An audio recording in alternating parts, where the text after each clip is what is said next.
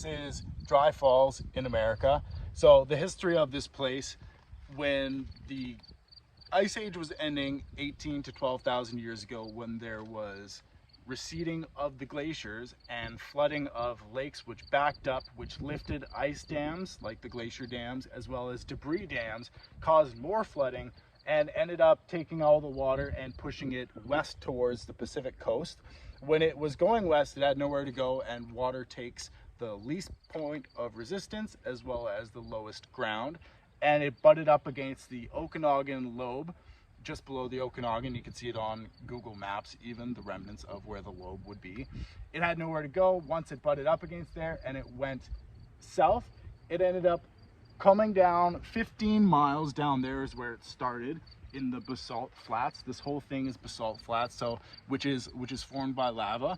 When the lava cooled, it created cracks in it, and then when the waters came down from the floods that were about 400 feet deep, roughly is what they think, it started breaking apart the rock and then left this giant canyon here. So to give you a little bit of perspective, this butt here to here is about the size of Niagara Falls wide. It's about 3 times as high. The whole side is 5 times wider than Niagara Falls. It's about 3.5 miles wide, I think, and about 10 times the water flow that was coming over it when it flooded. So when it did come down from the northern part of Idaho in the Missoula lakes, once those backed up, and west of that, the water ended up coming down, like I said, to the Okanagan lobe, pushed down to, it's like the Columbia River is area, and then it ended up making its way down here and then slowly started caving away all this rock.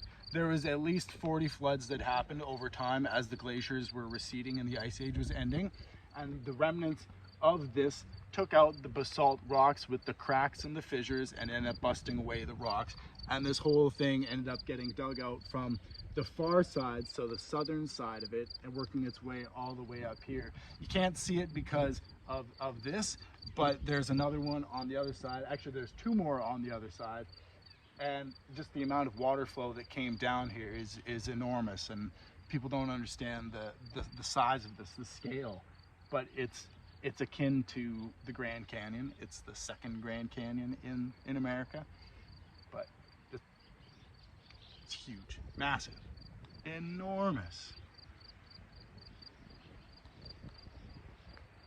Thanks, guys.